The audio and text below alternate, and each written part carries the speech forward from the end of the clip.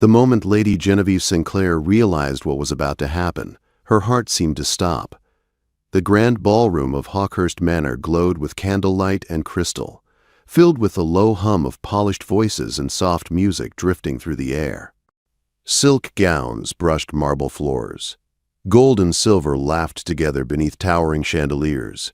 It was the kind of night London society adored, and Genevieve quietly endured. She stood near a marble pillar, one gloved hand resting lightly against its cool surface, dark eyes moving calmly across the room. She had been born into this world of titles and traditions, yet she never felt fully at ease within it. At 22, she was already whispered about. Too sharp, too observant. Too unwilling to smile and agree, her blonde hair caught the candlelight like spun gold, her posture straight but relaxed, her expression thoughtful. Her late mother used to say Genevieve had been cursed with both beauty and intelligence, a combination that unsettled men who preferred one without the other.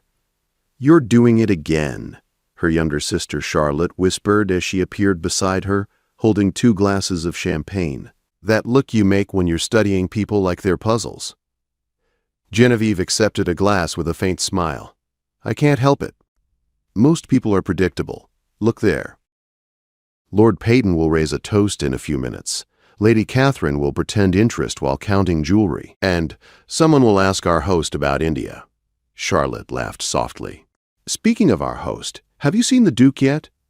Genevieve's fingers tightened slightly around her glass. "The terrifying Duke?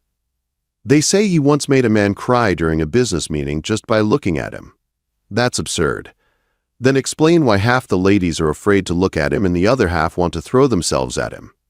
Genevieve had heard the stories. Everyone had. Duke Lucian Hawkhurst. 32. Cold, wealthy, dangerous in reputation if not in action. He had inherited everything young, and ruled his world with sharp focus and little mercy. He avoided society for years, and when he returned, London watched him like a storm on the horizon. "There," Charlotte breathed. Genevieve followed her gaze. He stood near the fireplace, tall and commanding, dressed in black evening wear cut so perfectly it seemed designed for him alone. His dark hair was swept back, his face all sharp lines and calm authority. His eyes were pale blue, almost silver, and when they moved across the room, people shifted without realizing why. He was not gentle handsome. He was something more dangerous. "Goodness," Charlotte whispered. "The rumors were kind." "He's just a man," Genevieve said quietly. "A man who looks like he could break hearts without effort." Before Genevieve could reply, the major domo announced dinner. Guests flowed toward the dining hall in strict order of rank. The long mahogany table gleamed beneath candlelight. Genevieve was seated halfway down, Charlotte beside her, an elderly countess on her other side who immediately complained about drafts. At the head of the table sat the Duke. Near him were Lord and Lady Ashford. Edmund Ashford smiled too smoothly. His wife Margaret was beautiful in a practiced way, her laughter always a moment too perfect. Genevieve felt uneasy around them, though. She could not say why. Courses arrived one after another. Soup, fish, meat, wine flowed freely. Conversation drifted over her like noise she barely heard. Charlotte nudged her, whispering about a young man staring too long. Genevieve barely smiled. Then everything changed. Lady Margaret Ashford rose from her seat, appearing to greet someone farther down the table. As she passed behind the Duke, Genevieve noticed a movement. Small, precise, too deliberate. Margaret's hand slipped from the folds of her gown, holding a tiny glass vial. No larger than a thumb. She tilted it just enough. A clear liquid fell into the Duke's wine. Genevieve's heart slammed so hard it hurt. Time stretched thin. Sound faded. The room continued as if nothing had happened. Margaret moved on, smiling. Lord Ashford spoke loudly, gesturing, drawing attention away. The Duke reached for his glass. Genevieve did not think. She stood so fast her chair scraped loudly across the floor. Heads turned. She crossed the space between them in seconds. "Don't drink that," she whispered. Her hand struck the glass. Red wine spilled across the white tablecloth like blood. Silence fell. The Duke's eyes locked onto hers. Up close, they were colder and deeper than she imagined. Calculating, unyielding. "That was my wine," he said calmly. "It was poisoned," Genevieve said. Gasps filled the room. Lady Margaret stood abruptly. "This is absurd." Lord Ashford's face darkened. "My wife and I are being insulted by a hysterical girl." "I am neither hysterical nor mistaken," Genevieve said, though her hands trembled. "I saw Lady Ashford pour something into the Duke's wine." Voices rose. Accusations. Doubt. Someone suggested calling her father. Someone else whispered about scandal. Genevieve felt the room close in. Fear crept into her chest. What if she was wrong? Then the Duke took her hand. Warm. "Steady?" He stood, towering over the table. He did not let go. "I believe you," he said. The room erupted. Lady Margaret went pale. "I believe you," the Duke repeated. "And I suggest no one leaves until this matter is investigated." Margaret's hand moved toward her gown. "Don't," the Duke said softly. The word stopped her cold. Doctors were summoned. Servants were ordered. The Ashfords were escorted away under watchful eyes. Later, in the Duke's study, the truth was confirmed. "Arsenic in the wine. You saved my life," the Duke said quietly. "I did what was right," Genevieve replied. "You understand this will cost you," he said. "Society will turn against you." "I know." He studied her with something like respect. "Then we are allies now." Genevieve did not yet understand how deeply those words would change her life, but she felt it. The path behind her had closed, and something dangerous and extraordinary lay ahead. The morning after the dinner at Hawkhurst Manor arrived without mercy. London did not wait for truth.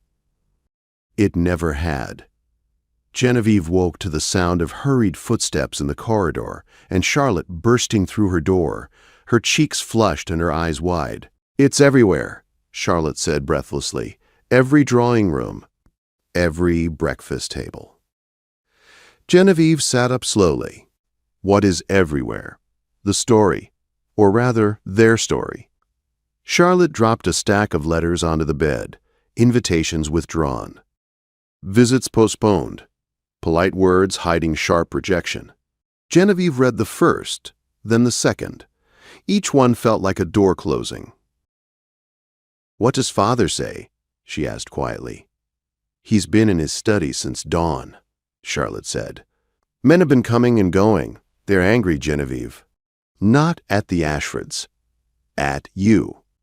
Genevieve nodded. She had expected this. Still, the weight of it pressed hard against her chest. In her father's study, the air was tense. The Marquis Sinclair stood by the window, his back rigid. "Do you understand what you've done?" he asked without turning. "I saved a man's life. You accused powerful people of attempted murder in front of half of London. The wine was poisoned. That proves nothing about who did it," he said sharply. "The Ashfords claim the poison was added after the spill. They are telling everyone you imagined the rest." Genevieve felt anger rise. "They are lying. They are influential," her father said, finally turning to her. "And you are young, outspoken, and unmarried. You see the problem." He sighed heavily. "They want this to end. They've offered peace if you apologize publicly and admit you were mistaken." Genevieve stared at him. "You want me to lie? I want to protect my family. And what about justice?" He looked away. Before she could say more, the butler entered quietly.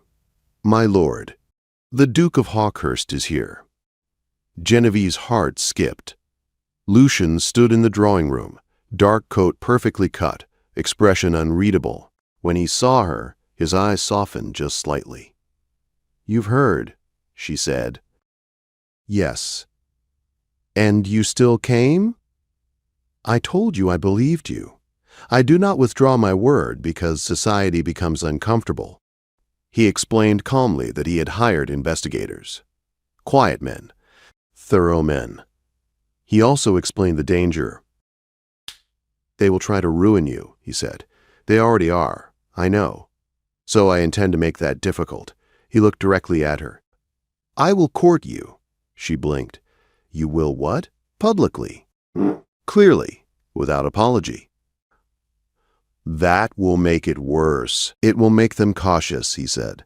They are counting on isolating you. This prevents that. Genevieve studied his face. And what do you gain? I protect an ally, and I send a message. She hesitated. This would be pretend, for now. She nodded slowly. Then there are rules. I will not be hidden or silenced. I will help investigate. A hint of a smile touched his mouth. Agreed. Within days, London noticed. The Duke appeared at the Sinclair home every afternoon. They rode through Hyde Park together. They attended events side by side. He danced only with her. Whispers followed them everywhere. Some called her clever. Some called her dangerous. Some called her a temptress. Lucian ignored them all. When Lady Peyton made a pointed remark about Genevieve's character, Lucian responded with cool precision that left the woman speechless and trembling. You do not insult someone under my protection, he said mildly. The Ashfords watched from a distance. Margaret smiled too tightly. Edmund avoided Lucian's gaze. Behind closed doors, the investigation deepened. Receipts appeared, gambling debts, apothecary records, names misspelled just enough to pretend innocence. One afternoon, Lucian sat at his desk, fists clenched. My father, he said quietly. He fell ill suddenly 2 years ago. The symptoms match. Genevieve felt cold. You think they did this before? I think they planned it longer than we realized. Then the maid arrived. Mary Fletcher stood trembling in the study, clutching a small vial, the same kind Genevieve had seen. I found it in her jewelry box, Mary said. Lady Margaret dismissed me when I asked. Lucian tested the contents. Arsenic. This changes everything, Genevieve whispered. Lucian nodded. Now we set a trap. Invitations went out for a dinner at Hawkhurst Manor. Carefully chosen guests. A magistrate. Influential men. And the Ashfords. They won't come, Genevieve said. They will, Lucian replied. Because I will announce our engagement. Her breath caught. Lucian, I need you to trust me, he said gently. Whatever happens after, you decide. That night, beneath candlelight, before stunned guests, Lucian declared his intention to marry Lady Genevieve Sinclair. Margaret's face drained of color. Then Lucian presented the evidence. The vial, the debts, the receipts, the testimony. Margaret broke. We only meant to make him weak, she sobbed. We needed control. The room went silent. The magistrate rose. The Ashfords were arrested. When they were gone, guests raised glasses to Genevieve. Apologies followed. Praise. Later, alone by the fire, Genevieve felt the weight finally lift. It's over, she said. Yes? And now, she asked softly. That depends, he said, on whether you believe this was only pretend. She did not answer yet. But her heart already knew, and so did his. The truth was out. The danger remained, and love, unexpected and undeniable, waited just beyond the edge of fear. The silence after the Ashfords were taken away felt heavier than the scandal itself. Genevieve stood near the window, watching the last carriage disappear into the dark. For the first time since that terrible night, she felt the world steady beneath her feet. The whispers would change now. Truth always reshaped them. Lucian remained by the fire, his hands clasped behind his back, his posture controlled, but his eyes restless. It's finished, Genevieve said softly. Yes, he replied, though the damage will take time to mend. She turned to face him. "You announced our engagement." "I did," he said without hesitation. "If you wish, I will tell everyone it was strategy only. And if I don't wish that." He looked at her then, really looked at her, the mask finally gone. "Then I will ask you properly." The space between them felt charged, fragile. "I never expected this," Genevieve said. "I expected ruin, isolation. Not this." "Neither did I," Lucien said. "I have lived most of my life expecting betrayal." "You ran toward danger for a stranger." She swallowed. "I would do it again." "I know," he said. "That is why I fell in love with you."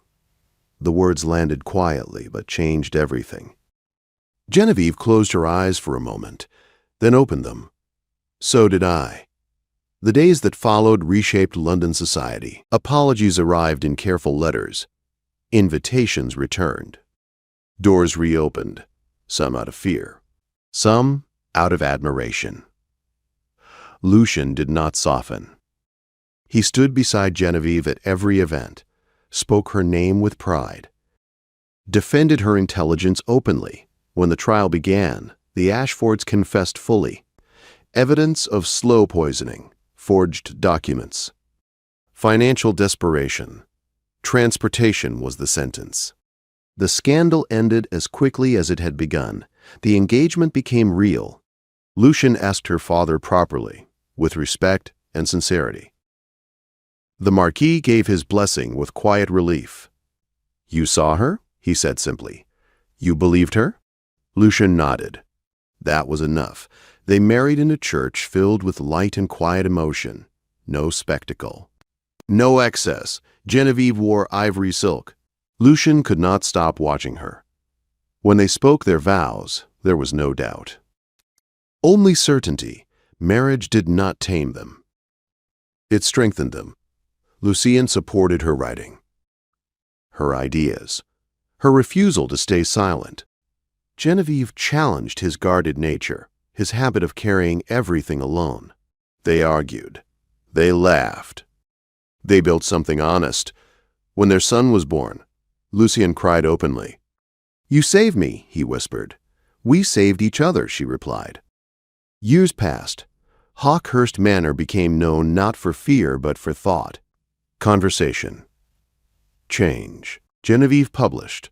Lucien backed reform quietly but firmly. Their children grew strong and curious, and sometimes, late at night, Genevieve would think of that moment. The glass, the spill, the hand in hers. 3 words. I believe you. It had not only saved a life, it had built one. Together, they lived fully, fiercely, without regret, and long after scandal faded into memory, their story remained. Not of poison or betrayal, but of trust.